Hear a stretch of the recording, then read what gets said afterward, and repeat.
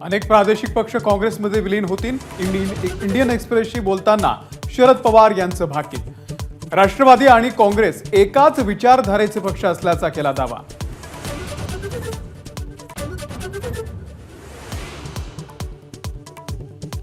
शरद पवारांना पक्ष चालवणं शक्य नसल्यानं ते आता विलिनीकरणाची भाषा बोलू लागलेत. सरकारचा हल्लाबोल तर सुप्रिया सुळेंमुळे आजवरचं विलिनीकरण टळलं. संजय निरुपम यांचा आरोप.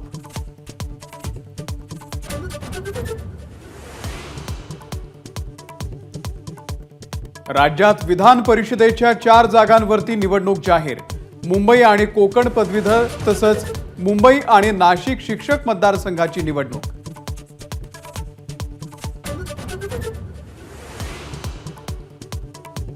औरंगाबाद उस्मानाबाद नामांतर वादावरती सरकारला मोठा दिलासा. नामांतर विरोधी याचिका हायकोर्टानं फेटाळली.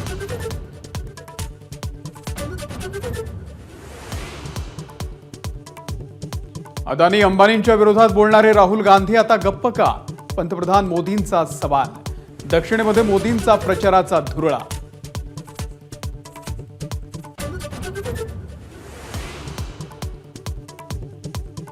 भाजपनं रेमडेसिवीर बनवणाऱ्या कंपनीकडून निधी घेतला तर रेमडेसिवीरची परवानगी देताना लाखो कोटींचा भ्रष्टाचार. रोहित पवारांचा आरोप.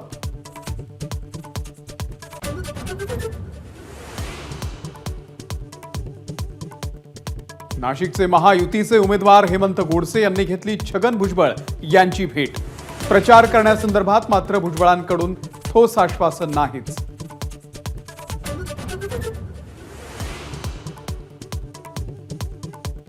ॲडव्होकेट गुणरत्न सदावर्ते आणि पत्नीला सहकार खात्याचा दणका.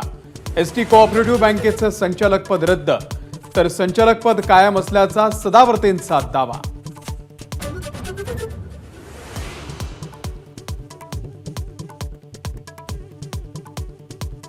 ईशान्य भारतातले लोक चिनी नागरिकांसारखे दिसतात.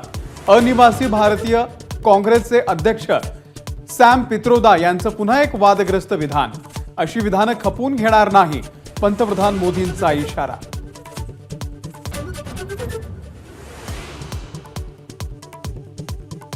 एअर इंडियाचे पायलट आणि केबिन क्रूज सामूहिक वैद्यकीय रजेवर 75हून अधिक उड्डाणं रद्द.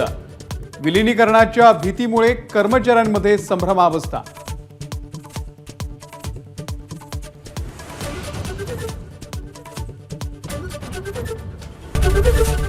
एबीपी माझा, उघडा डोळे बघा नीट.